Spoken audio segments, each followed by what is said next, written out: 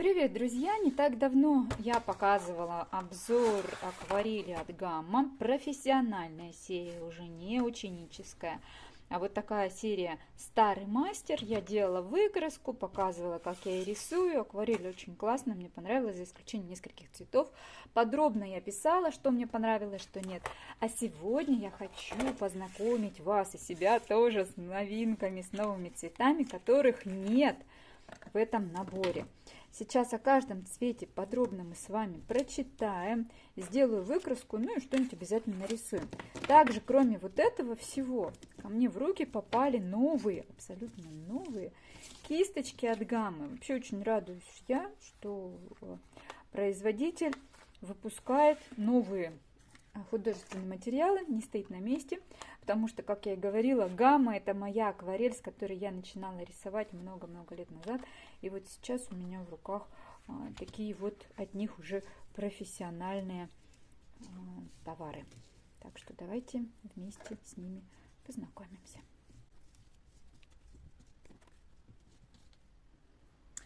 Как любые новые кисточки, начинать нужно с их тщательной промывки, потому что кисти очень часто новые для такой безболезненной транспортировки делают в клею. То есть вот эти вот кончики, они твердые, проклеенные. Поэтому снимаю какие красотки, вы только посмотрите, с французским креплением. Снимая колпачки, нужно их очень хорошо промыть под проточной водой, что сейчас я и буду делать. Это синтетические кисти, все синтетические кисти, но супер красивые. Посмотрим, как они себя ведут в работе. Вообще синтетикой, чистой синтетикой я работаю в акварели очень редко, в основном я ее использую для гуаши. Но, как вы помните, недавно я также показывала работу гуашью фирмы Gamma «Старый мастер». Точно такая же серия «Старый мастер». Это значит, что серия профессиональная, не любительская, не ученическая. У меня есть акварель от Gamma. Моя первая это серия «Студия». И она такая довольно-таки простенькая, ученическая считается, хотя я ей рисовала довольно долго. А «Старый мастер» это уже серия профессиональная линейка. Так, кисточки я промыла. Вот это такая смешная стала, когда она высохнет, она опять станет ровненькой. Вообще надо сказать, что веерной кистью я в акварели не пользуюсь. Очень редко, когда нужно разогнать краску, но это прям очень большая для меня редкость. Веерная кисть, она создает такие интересные эффекты. Можно, конечно, рисовать ей травку, но я этого делать не люблю, потому что довольно предсказуемо получается, поэтому... Ну, попробовать можно, конечно, но у меня она не в ходу. Также вот такой с кистью, скошенной плоской, я очень люблю рисовать гуашью. Это прям моя излюбленная форма, пожалуй, в гуаши. Она позволяет рисовать как тонкие линии, так какие-то такие плоские, ровненькие прямоугольнички, например, линии длинные. Поэтому не знаю, опять же, для акварели актуально ли будет. А вот лайнер, кисть, вот такая, длинный, тонкий ворс, для акварели идеально, когда нужно нарисовать тонкие длинные линии или какие-то такие не очень ровные, непредсказуемые веточки. Вот эта кисть просто идеальна для таких целей. Также кисточка тонкая, круглая, тоже хороша. Я очень часто такими кистями работаю в гуаше, но и в акварели очень тонкий и предсказуемый получается от нее отпечаток. И рисовать такими кистями хорошо. Единственный минус, что они очень мало держат краски, потому что ворс искусственный, это синтетический. Если бы она была миксовая или какая-то натуральный ворс, конечно, краски бы удерживала больше, поэтому надо учитывать эти моменты. Ну и вот такие кисточки, я такими еще не работала, посмотрим. Во-первых, это французское крепление, значит, краски и воды кисть должна удерживать больше, чем просто кисточка, если бы она была вставлена просто в обойму, поскольку ворс находится и здесь, и он тоже держит воду. Ну и сборка, по крайней мере, на первый взгляд, идеальная. Посмотрите, очень острые вершинки. Ну, красивые кисти, не правда ли? Посмотрим, как они будут в работе. Ну, давайте посмотрим сейчас на акварель. Акварель.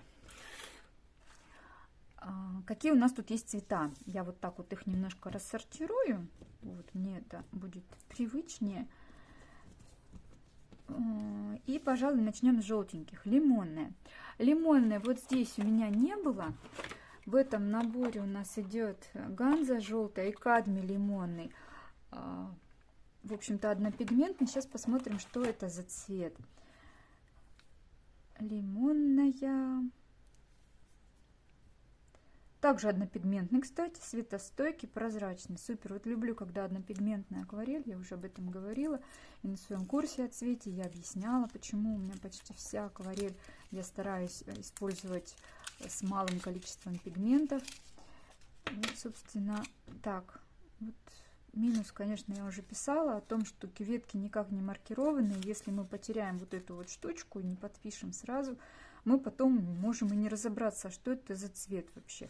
Поэтому вот производитель, надеюсь, учтет вот этот вот минус. Это 133 цвет. Я, конечно, попробую подписать, но есть вероятность, что сотрется это все дело. 133.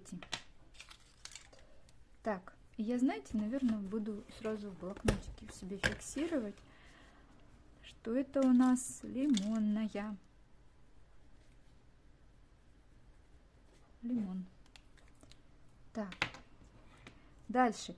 Индийская желтая. Тоже однопигментный, светостойкий и прозрачный цвет. Так, 170.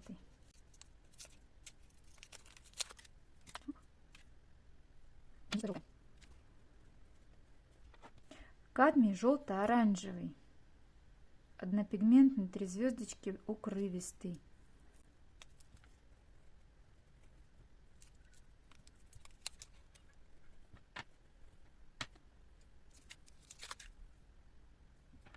Красно-оранжевая. 3 звездочки, прозрачная, однопигментная.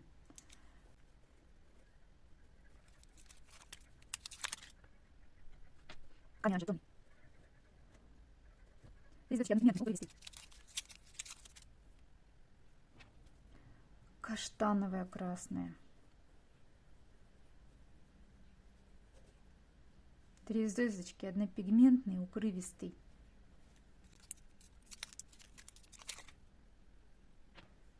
Так, вот можно еще, кстати, писать укрывистость.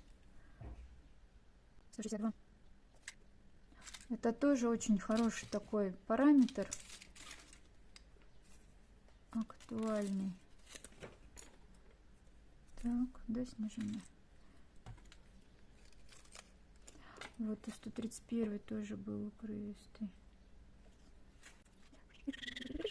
Так, идем дальше. Кадмий пурпурный. Сюда перейдем. Кадмий пурпурный. 203. Укрывистый. Но все пока идут однопигментные, что очень-очень радует. 203.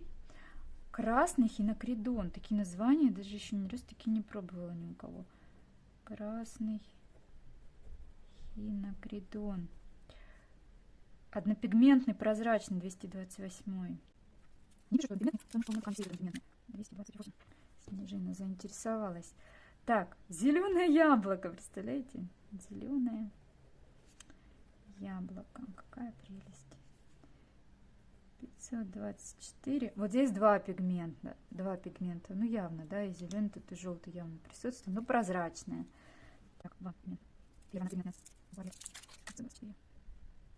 Ну и последний цвет. Желто-зеленое. Ставлю, что тоже два пигмента. Да. Желто-зеленое. 523.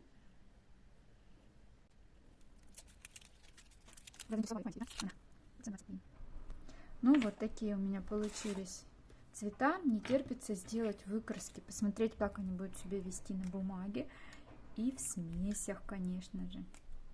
Ну, давайте и новую кисточку возьму. Я возьму та, которая поменьше. Это 4 номер. Синтетика Модерн. Так, Снежина, не надо трогать. Возможно, вот тут какие-то наполнители в медовые, потому что кошке очень нравится запах. Так, лизать это точно не надо. Так, лимонные. Лимонные. Еще делаю такую полосочку, смотреть на прозрачность. Давайте, правда, я сделаю тоже. Что-нибудь сейчас нельзя. Что-нибудь тоже на просвет, чтобы мы видели, насколько она прозрачная. Я возьму пожирнее линер. И вот так сделаю. Жик. Жик. Есть это нельзя. Не надо. Сердечки нарисую. Очень кошке понравился запах акварели, прям на удивление.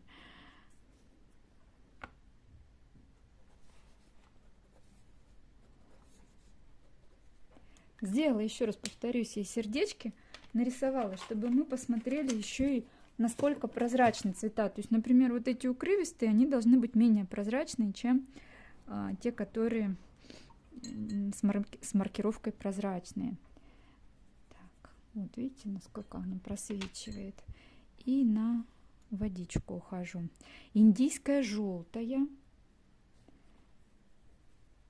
Так. И на водичку тоже ухожу. Кисточка, просто прелесть, я вам скажу, на первый, по крайней мере, взгляд. Конечно, я вот зря так делаю, надо вымешивать на палитре. Ну, для выкрасок это не столь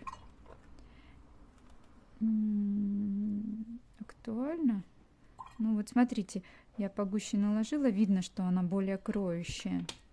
То есть, если даже здесь я погуще наложу, она не закрывается. Здесь прям видно, что как будто чуть-чуть белил добавлено. Далее красно-оранжевая.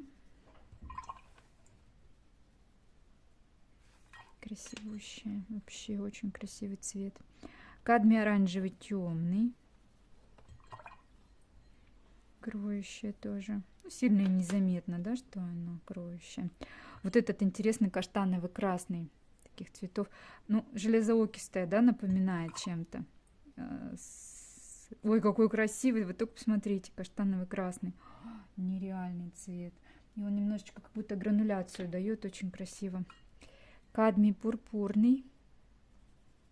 Ох, какой необычный. Я думала, он больше к розовому будет. Тоже смотрите, какая красотень. Очень красиво. Смотрите, кисточка, кстати, несмотря на то, что она синтетика, она дает мне отжать водичку. Ну, не как белка, конечно, но тем не менее. Вот я собираю воду.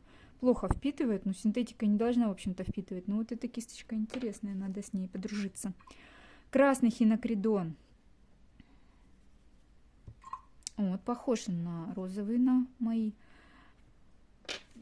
цвета используемые. Очень красивый цвет, красный хинокридон.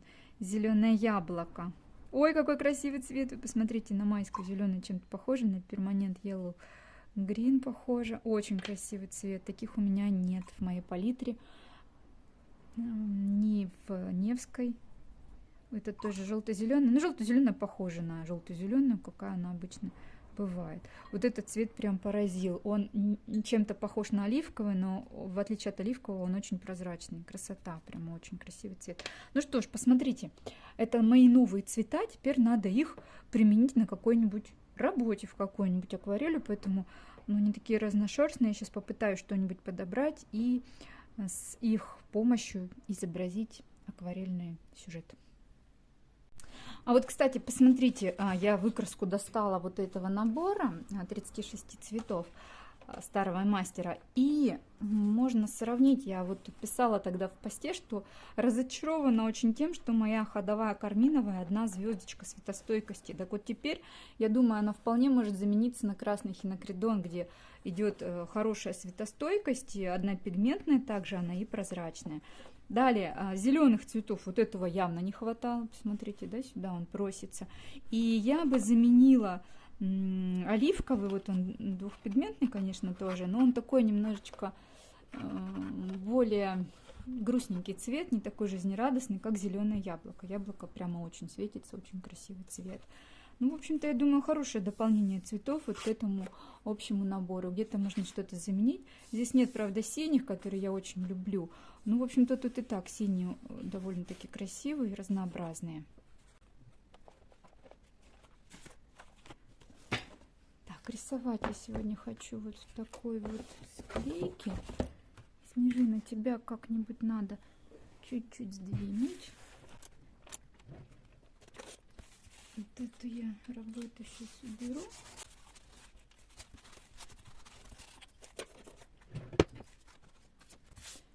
Здесь можно порисовать.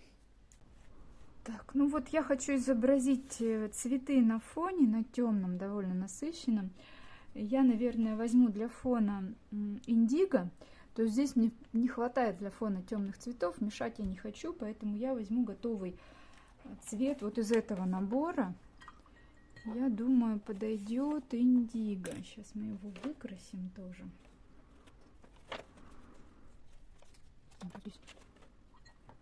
Индиго у меня вот он. Может, и фиолетовый, кстати, можно было взять. Ну, вот такой он красивущий цвет, да, индиго возьму. И, собственно, наверное, вот из этого набора может ничего не понадобится больше. Попробую рисовать этой кистью. Конечно, для фона я всегда беру что-то более крупное и более натуральную. Если совсем не пойдет, тогда заменю своей какой-нибудь старенькой кисточкой. Также палитру подготовлю. Вот эту кисточку, она мне уже понравилась в выкраске. И, может быть, для деталей возьму лайнер и тоненькую круглую кисть.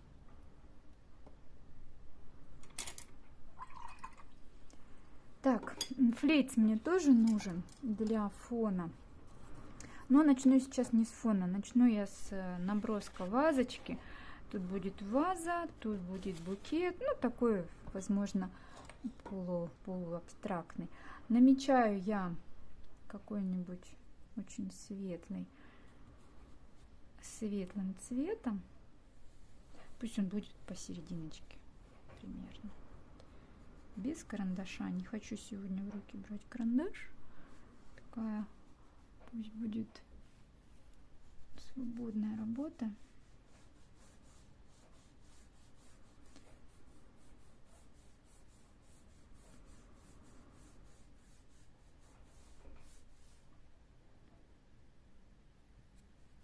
Может быть и кривовато. Вазу нарисую, но у меня сейчас цель другая. Так, здесь у меня будет ваза.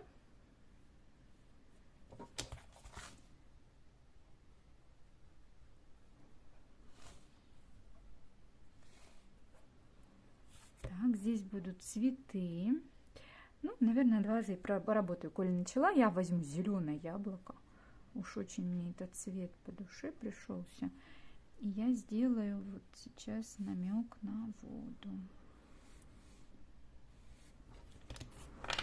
Так.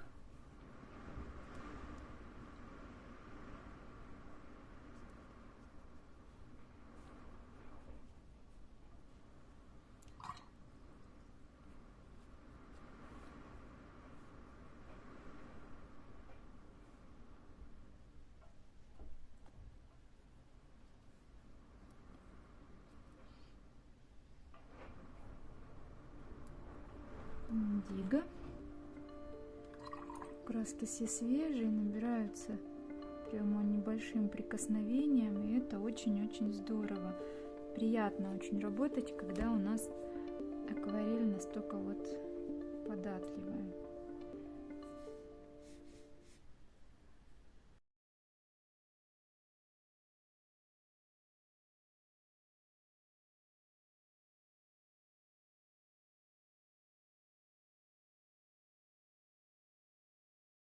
Так, ну мне все равно не хватает синевы, поэтому я возьму ультрамарина немножечко и индиго. И сразу вот сюда буду добавлять серо-синие всплески, как, собственно, и сюда.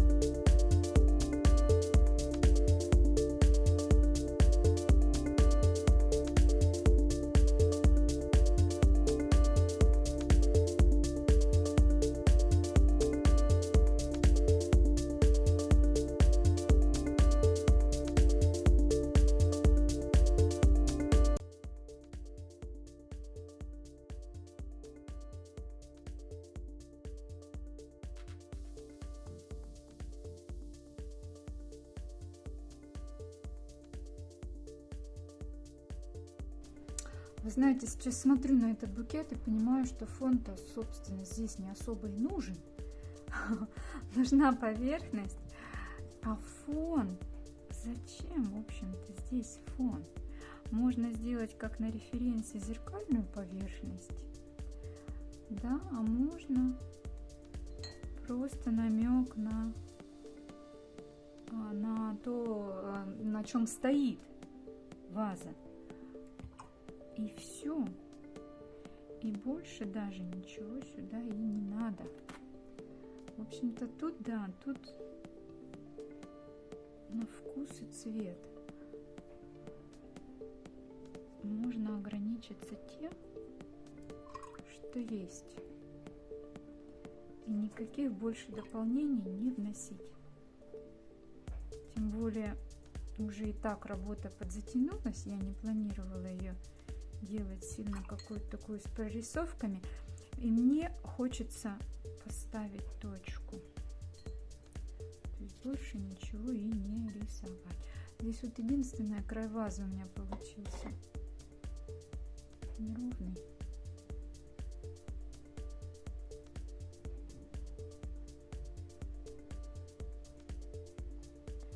Поэтому пусть здесь будет фон. Обращу ваше внимание, что я рисовала все вот этой одной кисточкой, чуть-чуть делала протирание плоской. Кстати, классно протирается. Давайте попробуем по высохшей бумаге, но, наверное, уже не получится. Вот, плоское протирание очень, вот, получается, очень здорово делать. А все остальное я даже меньше размер не брала.